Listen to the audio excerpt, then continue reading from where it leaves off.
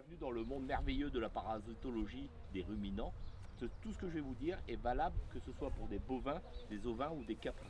Donc on fait partie d'un laboratoire. Donc forcément nous notre dada c'est de parler de maladies et là de parasitisme, mais surtout pour éviter de l'avoir. Donc aujourd'hui c'est journée dédiée aux zones humides. Donc je vais vous parler uniquement des parasites liés aux zones humides. Un bovin, un ovin, un caprin qui va à l'herbe, il a un risque strong, d'accord? Mais après on va avoir des risques qui vont être très spécifiques en fait au pâturage en zone humide. Et on va avoir uniquement, on va avoir uniquement deux parasites. Le premier, il s'appelle la grande douve.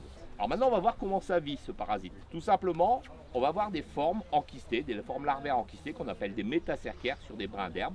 Votre bovin va manger ces formes enquistées, elles vont être digérées dans les intestins, elles vont migrer pour traverser le foie et finir dans les canaux biliaires de votre bovin.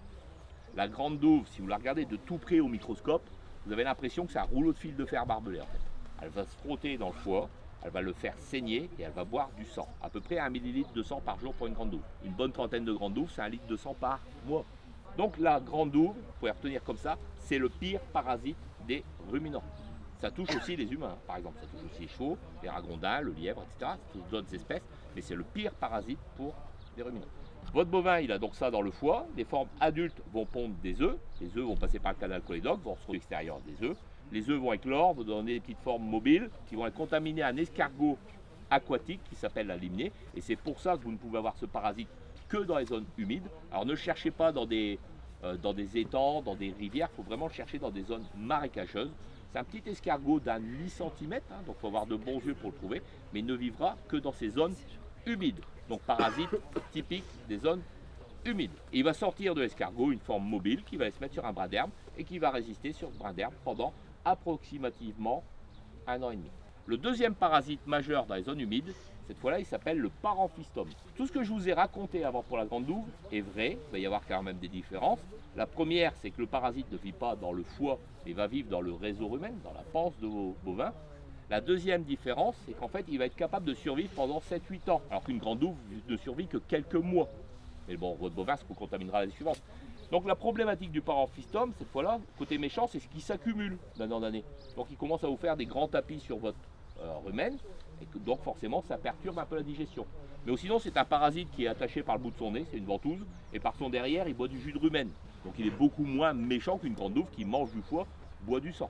C'est bien d'accord. Mais par contre, il passe aussi par ce même petit escargot aquatique qui s'appelle la limnée, Limnaton catula. Donc c'est aussi un parasite spécifique des zones humides. Le cycle, pareil, toujours 3 mois dans le milieu extérieur, 3 mois dans un bovin pour donner la chose. Alors la question c'est, est-ce que vous avez ces parasites-là chez vous? Ça c'est la bonne question. La première réponse c'est, est-ce que vous avez des zones humides? Donc on va faire de l'agronomie pour commencer. On va chercher si on a des zones humides, des lieux où on peut avoir des contaminations. Oui, j'ai des zones humides. À partir de là, je dois savoir si j'ai surtout de la grande douve. C'est le pire parasite. Donc je dois savoir si j'ai de la grande douve. Alors comme je vous ai dit que c'était des petites bestioles qui pondaient des œufs, je vais aller chercher si je trouve dans les bousses des œufs. Ça s'appelle faire des coproscopies. Donc on va commencer par faire des coproscopies. Le paramphistome c'est cool. Il pond beaucoup, il pond souvent.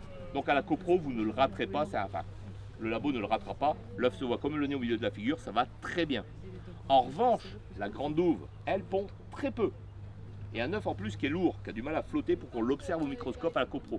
Vous aurez énormément de copro négatives alors qu'on a un cheptel qui est atteint.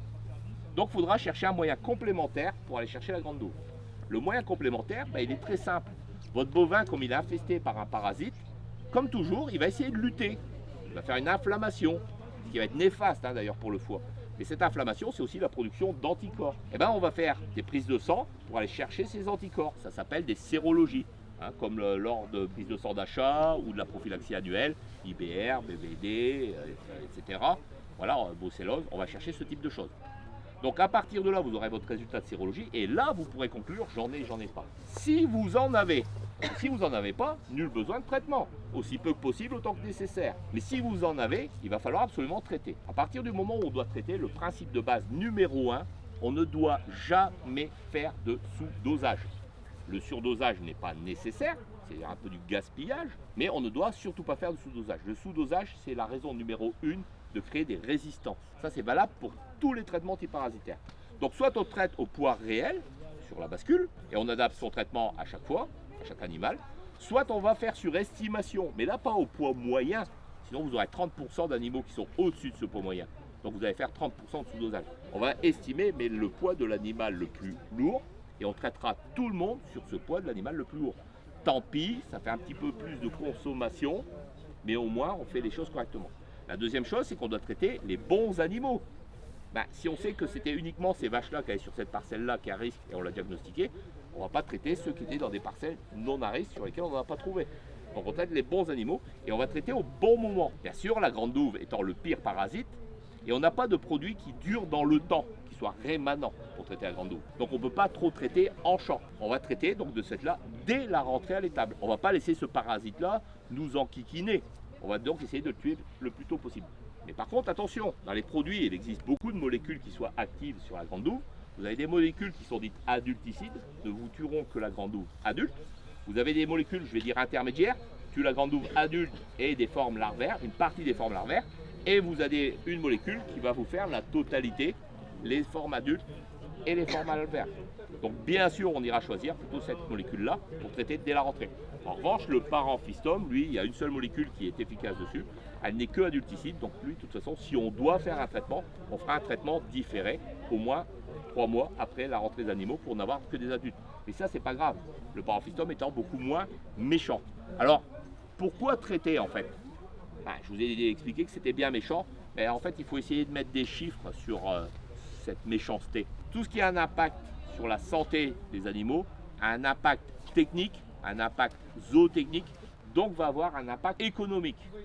Et pour se persuader du bien fondé ou de l'impact santé, il faut regarder l'impact économique. Alors aujourd'hui, je dirais qu'il y a un statu quo, il y a un chiffre qui est annoncé, qui est valable, que tout le monde accepte.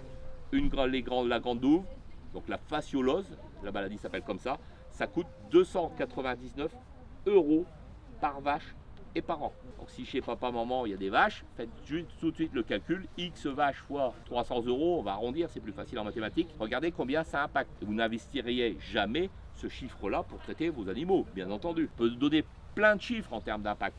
Mais par exemple, vous allez aussi avoir l'allongement. Si vous avez une vache de réforme qui a un peu de grande douve, donc le classique standard, on parle de 30 grandes douves par fois, vous allez allonger sa durée d'engraissement.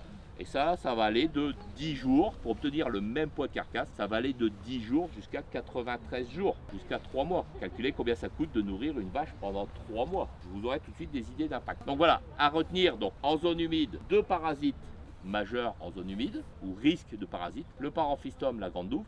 La grande douve, bien plus pathogène, bien plus méchante que le Paramphistum.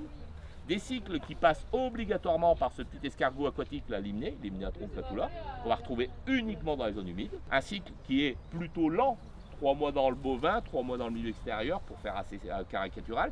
Donc un parasitisme qu'on va s'intéresser à la rentrée à l'étable. On va absolument devoir savoir notre statut vis-à-vis de ces parasites, notamment de la grande douve. Donc on va passer par des examens complémentaires. Copro-sérologie pour la grande douve, si notre copro est négative. Si la copro est positive, n'allez pas plus loin. Sérologie si c'est négatif. Et à partir de là, en fonction de ce qu'on aura obtenu, pas de traitement ou traitement. Mais si traitement, on le fait correctement. Donc au niveau des traitements, juste en termes de matériel, donc il y a pas mal de matériel qui vous est donné pour pouvoir faire les traitements correctement. Comme disait David, donc le sous-dosage est à éviter pour que les traitements soient faits comme il faut, puisque vous serez pas content, 2, ça va augmenter votre risque de développement de résistance donc, dans votre exploitation. Donc pour ça, les pistolets sont donnés, ils se démontent, ils se nettoient, un petit coup de silicone sur le joint permet de le garder efficace quelques années. Donc n'hésitez surtout pas à entretenir votre matériel. Quelles analyses peut-on faire pour diagnostiquer la grande douve? Une coprologie. Sérologie. Très bien, c'est ça. Il faut pas qu'ils expliquent ce que c'est. Non, non. Ils ont écrit cité, il n'y a pas écrit La expliqué. La coprologie c'est dans les excréments, la sérologie c'est dans le sang. Mais tout à fait. C'est bien. Et merci Karine. C'est bien. Bonne journée. Merci. Bonne journée, continuez bien. Bonne continuation.